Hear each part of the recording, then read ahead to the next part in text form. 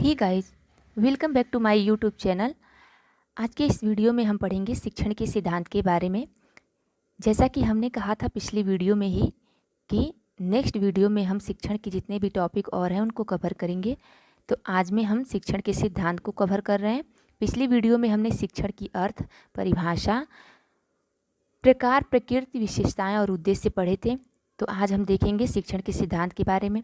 तो चलिए guys start करते हैं। शिक्षण के सिद्धांत निम्न प्रकार के होते हैं। सबसे पहले हम देखेंगे शिक्षण के सामान्य सिद्धांत। शिक्षण के सामान्य सिद्धांत शिक्षण को प्रभावशाली बनाने के लिए अनेक दार्शनिकों, शिक्षा विशेषज्ञों तथा समाजशास्त्रियों ने अनेक शोध तथा प्रयोग एवं गहन चिंतन किया है, जिसके फलस्वरूप शिक्षण के क्षेत्र में अनेक शोध एवं प्रयोग संपन्न किए गए। ओके, शिक्षण के क्षेत्र में हुए इन शोध, प्रयोग तथा सामान्य परंपराओं के फलस्वरूप शिक्षण के सामान्य सिद्धांत विकसित हुए। प्रमुख सामान्य सिद्धांत नीचे दिए गए हैं। कहने का तात्पर्य यह है कि शिक्षण को प्रभावशाली बनाने के लिए हमारे विशेषज्ञों ने, दार्शनिकों तथा समाजशास्त्रियों ने बहुत सारे एक्सपेरिमेंट किए हुए हैं, बहुत सारे इन्वेंशन किए हुए हैं, जिसके फलस्वरूप शिक्षण के क्षेत्र में अनेक शोध और प्रयोग संपन्न हुए हैं। और शिक्षण के क्षेत्र में इन शोध प्रयोगों के फलस्वरूप ही सामान्य सिद्धांत विकसित हुए हैं, जिनमें से कुछ सिद्धांत हम देखने जा रहे हैं जो नीचे दिए हुए हैं। सबसे पहले है निश्चित उद्देश्यों का सिद्धांत। निश्चित उद्देश्यों के सिद्धांत में यहाँ काफ़ी कुछ दिया हुआ है, आप इसे स्क्रीनशॉट ले सकते हैं, पढ़ सकते हैं। मैं बस इसे एक्सप्लेन कर देती हूँ, ठीक है। निश्चित उद्देश्यों के सिद्धांत में सबसे पहले कोई भी पाठ्य वस्तु हो, कोई भी शिक्षा हो, उसे पढ़ने से पहले हमारा एक निश्चित उद्देश्य होना चाहिए कि वो पाठ्य वस्तु या शिक्षा हम क्यों ग्रहण कर रहे हैं, ठीक है। और उसका उद्देश्य जो है वो एकदम स्पष्ट, सरल और निश्चित होना चाहिए। यही इसमें दिया गया है कि निश्चित उद्देश्य का सिद्धांत, कि किसी भी कार्य को करने का हमारा एक उद्देश्य होता है। सरल और स्पष्ट शब्दों में, कोई भी कार्य हम करने जाते हैं तो उसका हमारा एक उद्देश्य होता है। बिना उद्देश्य के हम कोई कार्य सफल नहीं बना सकते हैं। उसी प्रकार बिना किसी निश्चित उद्देश्य के शिक्षण का होना भी नामुमकिन सा होता है। सेकेंड है हमारा अनुकूलता का सिद्धांत। अनुकूलता यानी कि फ्लेक्सिबिलिटी। अनुकूलता मतलब किसी भी परिस्थिति में ये खुद को ढाल लेते हैं। शिक्षक जो होता है इसमें अपनी सूझबूझ, अपने मानसिक स्तर के अनुकूल, आवश्यकताओं के अनुसार शिक्षण में परिवर्तन करता रहता है और छात्र के अनुकूल उसको बनाने का प्रयत्न करता रहता है। हमारी इसमें शिक्षण प्रक्रिया जो होती है, हमारे इसमें जो विषय वस्तु, पाठ्य वस्तु होते हैं, वो हमेशा फ्लेक्सिबल होते हैं, मतलब कि लचीले होते हैं। इनमें हम कभी भी कोई भी संशोधन करके छात्रों के अनुकूल इसे बना सकते हैं। तो हम नेक्स्ट चलते हैं सक्रियता का सिद्धांत। सक्रियता का सिद्धांत। सक्रियता का सिद्धांत यानी प्रिंसिपल ऑफ एक्टिवनेस। इसमें जो है शिक्षक और छात्र के बीच एक अंतःक्रिया होती है। जैसे कि छात्र को अगर कोई समस्या है तो वो शिक्षक से पूछेगा, शिक्षक से उसका समाधान निकालने की कोशिश करेगा। शिक्षक को अगर कुछ छात्रों को बताना होगा, पूछना होगा, तो वो छात्र से अंतःक्रिया करेगा। छात्र जितनी सक्रियता से सीखते हैं उतना शिक्षण अधिक प्रभावशाली बनता जाता है। नेक्स्ट है हमारा जनतंत्रीय व्यवहार का सिद्धांत। जनतंत्रीय व्यवहार का सिद्धांत मतलब कि प्रिंसिपल ऑफ डेमोक्रेटिक बिहेवियर। छात्र के व्यक्तित्व के विकास एक जनतंत्रीय व्यवस्था जो है उत्तम मानी जाती है। इसमें छात्र के व्यक्तित्व का विकास होता है, उसे स्वतंत्रता दी जाती है कि वो अपने बातों को स्पष्ट रूप से अध्यापक के सामने, शिक्षक के सामने रख सके, स्वयं चिंतन कर सके। इससे उनमें आत्मविश्वास की वृद्धि होती है, उनका आत्मसम्मान जागृत होता है। नेक्स्ट है हमारा पूर्व अनुभवों का सिद्धांत। पूर्व अनुभवों के सिद्धांत में शिक्षक सर्वप्रथम छात्रों से, बच्चों से ये जानने का प्रयत्न करते हैं कि बच्चों को पहले से कितनी जानकारी है उस विषय वस्तु के बारे में, उस टॉपिक के बारे में बच्चे पहले से कितना जानते हैं, ताकि शिक्षण प्रक्रिया आसान हो सके। नेक्स्ट है हमारा बाल केंद्रितता का सिद्धांत। बाल केंद्रितता के सिद्धांत का महत्व यही है कि इसमें छात्रों के, बालकों के आवश्यकताओं, रुचियों, अभिरुचियों तथा उनके मानसिक स्तर के अनुसार ही शिक्षा को व्यवस्थित किया जाता है, शिक्षण प्रक्रिया को बनाया जाता है, ठीक है। यह जो शिक्षण होती है वो बाल केंद्रित होती है। बच्चों को केंद्र में रख के उनके हर स्तर को देख के, सोच समझ के, उनके अभिरुचियों, रुचियों को ध्यान में रख के ही बनाया जाता है। नेक्स्ट है हमारा व्यक्तिगत विभिन्नता का सिद्धांत। व्यक्तिगत विभिन्नता के सिद्धांत में कोई भी बालक है, किसी भी बालक की रुचि, अभिरुचि, योग्यता, बुद्धि एक समान तो होगी नहीं, उनमें काफ़ी विभिन्नताएं पाई जाती हैं। तो इसलिए एक अच्छा शिक्षक जो होता है अपने शिक्षण को प्रभावशाली बनाने के लिए छात्रों की व्यक्तिगत विभिन्नताओं को ध्यान में रखने का प्रयत्न करता है, व्यक्तिगत विभिन्नताओं के स्तर पे ही उन्हें शिक्षा देता है। ठीक है, नेक्स्ट है हमारा वास्तविक जीवन से संबंध का सिद्धांत। एक शिक्षक शिक्षण के समय विषय वस्तु को छात्रों के जीवन से संबंधित करके पढ़ाता है। कोई भी टॉपिक जब हम पढ़ाते हैं तो उसको बच्चों के लाइफ से रिलेट करके बताते हैं, तो उससे बच्चे जल्दी समझ जाते हैं और जल्दी सीखने के साथ ही वो उन चीज़ों का भविष्य में आने वाले टाइम में उनका सही उपयोग भी कर पाते हैं। नेक्स्ट है हमारा समवाय का सिद्धांत, यानी कि सहसंबंध का सिद्धांत, प्रिंसिपल ऑफ कोरिलेशन।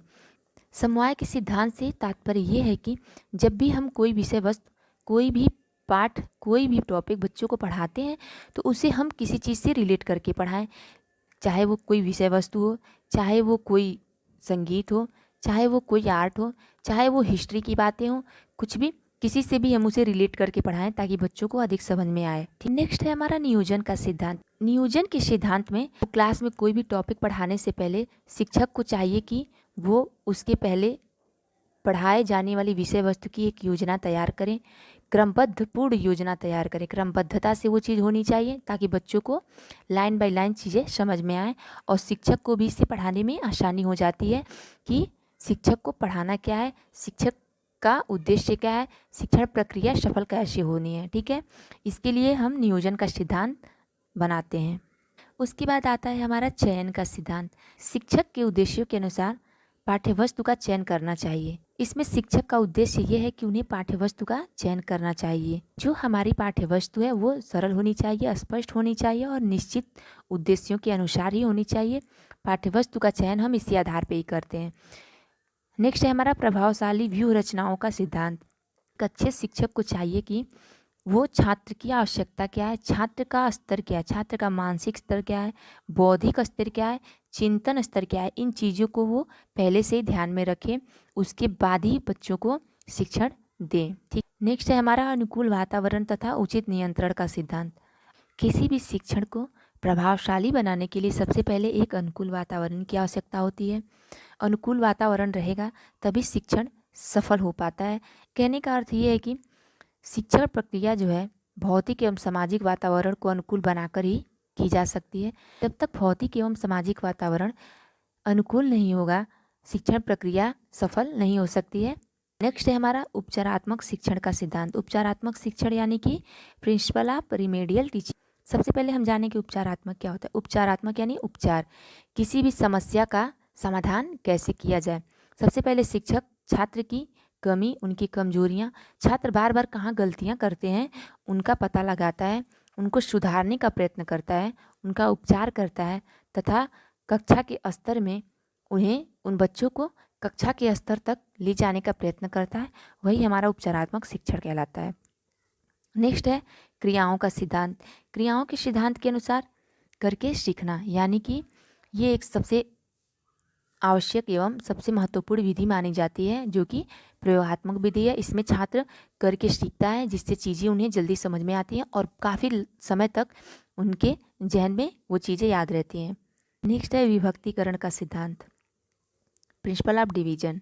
इसमें शिक्षण को प्रभावशाली बनाने के लिए हम विषय वस्तु को छोटी छोटी यूनिट में, यानी कि छोटी छोटी इकाइयों में पहले डिवाइड कर देते हैं और फिर हर एक बिंदु का, यानी कि जब एक बहुत लंबी विषय वस्तु है, सबसे पहले हम उसे छोटी छोटी इकाई में अलग अलग करते हैं, डिवाइड करते हैं, फिर बच्चों को एक एक करके एक्सप्लेन करते हैं, एक एक करके पढ़ाते हैं, तो उन्हें चीज़ें जल्दी स्पष्ट रूप से समझ में आ जाती हैं।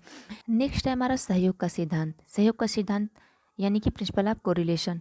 इसमें छात्रों के मध्य सक्रिय सहयोग की भावना होती है, एक दूसरे के प्रति सहयोग की भावना होती है, दूसरों की मदद करने की भावना होती है, जिससे कि अधिगम प्रभावशाली बनता है। नेक्स्ट है अभ्यास का सिद्धांत, अभ्यास का नियम या अभ्यास का सिद्धांत। ठीक है, प्रिंसिपल ऑफ रिवीजन। शिक्षक को चाहिए कि जो चीज़ें वो बच्चों को पढ़ाते हैं उनका रिवीजन करवाते रहें तथा बच्चों से पुनरावृत्ति करवाते हुए बच्चों का अभ्यास करवाते रहें, जिससे कि बच्चों को भूलेगा नहीं। ये रहा हमारा शिक्षण का सामान्य सिद्धांत। अब हम पढ़ेंगे शिक्षण के मनोवैज्ञानिक सिद्धांत के बारे में, शिक्षण के मनोवैज्ञानिक सिद्धांत के बारे में। ठीक है, तो चलिए देखते हैं। शिक्षा आजकल बाल केंद्रित शिक्षा का रूप ले चुकी है। यानी कि शिक्षा जो है आज इस समय की वर्तमान पीढ़ी की जो हमारी शिक्षा है वो बाल केंद्रित पर आधारित शिक्षा है।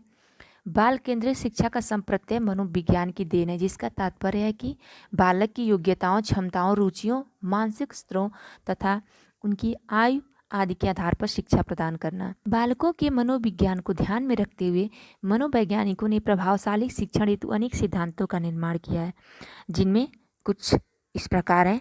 तो चलिए देखते हैं। सबसे पहला है अभिप्रेरणा एवं रुचि का सिद्धांत, principle of motivation and interest.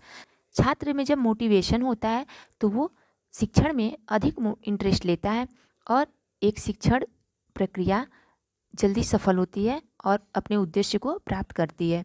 दूसरा है अभ्यास एवं आवृत्ति का सिद्धांत, principle of repetition and exercise. इस सिद्धांत के कहने से तात्पर्य यह है कि बच्चे जो अर्जित करते हैं, ज्ञान जो ग्रहण करते हैं, उनको बार बार रिवाइज करें, उनका एक्सरसाइज करते रहें ताकि उन्हें वो चीज़ें हमेशा याद रहें, बच्चे भूलें ना उस चीज़ को। तीसरा है तत्परता का सिद्धांत, प्रिंसिपल ऑफ रेडीनेस।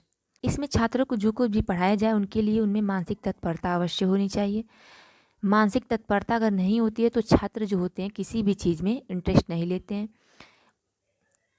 तो उनके इंटरेस्ट के लिए सबसे पहले ये ज़रूरी है कि वो किसी भी चीज़ को लेकर तत्पर रहें, उस चीज़ को लेकर हमेशा रेडी रहें, उसे करने के लिए हमेशा इच्छुक रहें। फोर्थ है हमारा परिवर्तन, विश्राम तथा मनोरंजन का सिद्धांत। इस सिद्धांत के कहने का तात्पर्य ये है कि जब हम शिक्षण प्रक्रिया प्रारंभ करते हैं तो शिक्षण चलने के कुछ समय पश्चात छात्रों में अरुचि उत्पन्न होने लगती है, छात्रों का इंटरेस्ट खत्म होने लगता है, छात्र को वो चीज़ें समझ में नहीं आती हैं और छात्र बोरियत महसूस करने लगते हैं। इसके लिए शिक्षक को चाहिए कि शिक्षण विधियों में थोड़ी सी बदलाव करें। नेक्स्ट है प्रतिपुष्टि पुनर्बलन का सिद्धांत। पुष्टि और फीडबैक का तात्पर्य यह है कि हम जो कुछ भी बच्चों को समझाते, पढ़ाते, लिखाते या उन्हें बताते हैं, बच्चों को कितना समझ में आया है उसका हम मूल्यांकन करें। मूल्यांकन के लिए हम बच्चों से कुछ प्रश्न करें। बच्चे अगर उस प्रश्न को बताते हैं तो उस पर हम उन्हें पुनर्बलन की प्रक्रिया दें, पुनर्बलन करें और उन्हें फीडबैक दें, उन्हें पुरस्कृत करें ताकि बच्चे आगे चलकर और अधिक रुचि लेकर पढ़ सकें। नेक्स्ट है हमारा परिवर्तन, विश्राम और मनोरंजन का सिद्धांत। ये रिपीट हो गया है तो चलिए हम नेक्स्ट देखते हैं। ज्ञानेंद्रिय प्रशिक्षण का सिद्धांत। इसमें जो है हमारी ज्ञानेंद्रियों का विशेष महत्व है। शिक्षक को चाहिए कि वो ज्ञानेंद्रियों की सहायता से ज्ञानेंद्रियों के लिए उचित प्रशिक्षण बच्चों को दे और छात्रों को पढ़ाते समय ज्ञानेंद्रियों की आवश्यकता अनुसार शिक्षण को आधार मानकर पढ़ाए। नेक्स्ट है स्व अधिगम का सिद्धांत, यानी कि सेल्फ लर्निंग। यानी कि छात्र अगर स्वयं से कुछ सीखने का प्रयत्न करते हैं तो वो उनके लिए बहुत ही उपयोगी साबित होता है, वो उनके लिए आवश्यक होता है। नेक्स्ट है हमारा समूह गतिशास्त्र का सिद्धांत, ग्रुप डायनामिक। इसमें समूह पर विशेष महत्व दिया जाता है। इसमें एक समूह में कुछ छात्रों को रखकर शिक्षा दी जाती है। स्व अभिव्यक्ति तथा सृजनात्मकता का सिद्धांत। सिद्धांत से तात्पर्य ये है कि बच्चे जो अपने अंदर की उनकी क्रिएटिविटी है उसे प्रदर्शित करते हैं, नई चीज़ें सीखते हैं, नई चीज़ें खोजते हैं, अपने नए विचारों को शिक्षक के सामने प्रस्तुत करते हैं, जिससे शिक्षक द्वारा उन्हें प्रोत्साहित किया जाता है। नेक्स्ट है सहानुभूति तथा सहयोग का सिद्धांत। इसमें शिक्षक छात्रों के साथ सहानुभूति रखते हुए उनकी मुश्किलों को आसान करने का प्रयत्न करते हैं, छात्रों के विचारों को समझने का प्रयत्न करते हैं, उनके अनुभूति को समझने का, उनके अनुभव को समझने का प्रयत्न करते हैं। नेक्स्ट है उद्दीपन का सिद्धांत। उद्दीपन के सिद्धांत में शिक्षक जो होते हैं वो कक्षा में छात्र से अनुक्रिया करवाते रहते हैं, जिससे कि उनके अंदर उद्दीपन की क्रिया जागृत रहती है और छात्र रुचिपूर्ण तरीके से चीज़ों को सीखते रहते हैं। नेक्स्ट है हमारा लास्ट जो है उपचारात्मक शिक्षण का सिद्धांत।